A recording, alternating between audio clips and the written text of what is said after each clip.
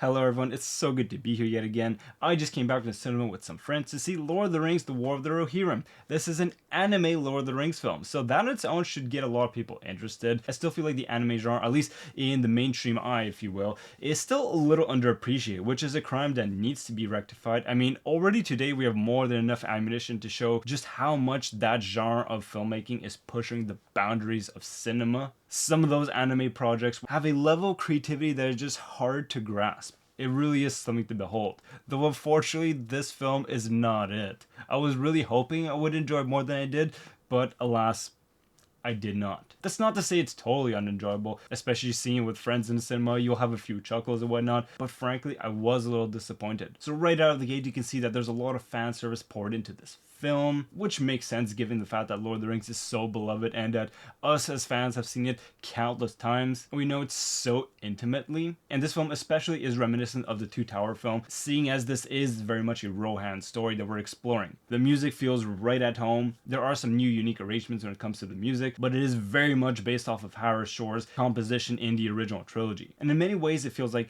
a lot of the scenarios are, if not parallel, in some cases copy-pasted from the trilogy. And I'm not just talking about Two Towers, there are definitely some Return of the King vibes over here, which unfortunately makes the film a little predictable. And I dare say, even in some of the areas where it does kind of branch off in its own storytelling here, you can see a mile away how it's going to turn out, in both micro and macro. And beyond that, it feels like at times that we're quoting word for word passages that were said in those past films. So unfortunately, I feel like there's not too much in terms of new ideas that the War of the Rohirrim is bringing to the table. That's not to say that there's nothing. I really like this idea of the hubris of man that leads to the downfall of these people. This applies for both the good guys and the bad guys. And we do have a bit of a more emphasis on marriage this time around in this world. There's one element in particular that I thought was really clever, this idea of the bride, how it comes back later in the film. I thought that was very clever and satisfying. But overall, I thought that there were some very shallow character developments, especially in comparison to the original trilogy. Honestly, just take any one of the characters in those trilogy films, even within a single one of those films, and I felt that they were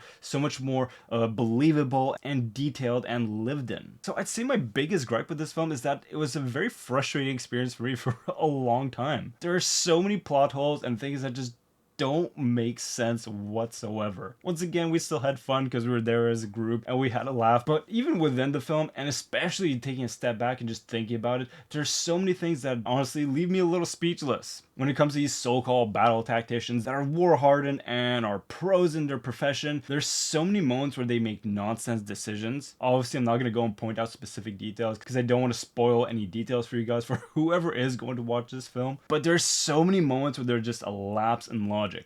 For one example, without pointing out who we're talking about specifically, there's a moment where a character is kind of lagging behind on their horse and they're just leaving him behind, and then not too long after we have the protagonist kind of pointing out like, hey, they were just behind us. Like, no, they really weren't, and you knew that you were leaving them behind. Don't tell me this. I feel like if Aragorn were in this situation, he would have never left that person behind. A plan B would have been made. And another element that kind of blew my mind was the element of the weather, the coldness, which could be an interesting factor in the narrative experience. But here there are so many moments where, once again, with a specific character, I remember thinking to myself, like, how the hell did this person not freeze to death already? And then lo and behold, as I was thinking that later in the film, now all of a sudden, the idea of them freezing to death becomes a thing. But magically, not all the time before that. Defies logic. In fact, there are many moments where our characters just have this magical plot armor that protects them from either jumping out of a tower and just landing perfectly okay and just making their getaway, or having an entire army just not focus on the character that's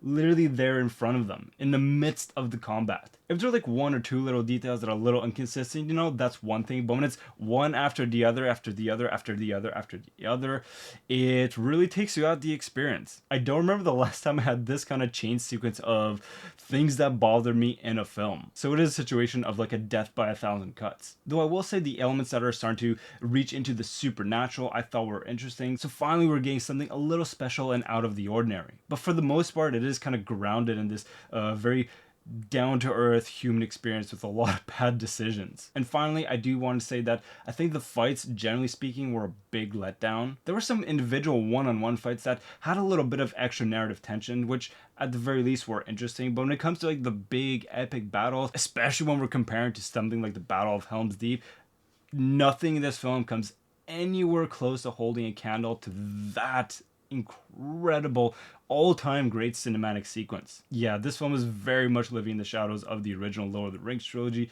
Doesn't come anywhere close. In fact, I dare say that even The Hobbits I might prefer over this, which was already a pretty low bar to cross. So yeah, I had fun, but overall a bit of a wet blanket experience for me. At the very least, it is pretty to look at. It really does feel kind of like Lord of the Rings meeting Studio Ghibli over here. That, without question, is the biggest highlight of the film. It is beautiful to look at in many ways, but otherwise I'm totally not thrilled by this.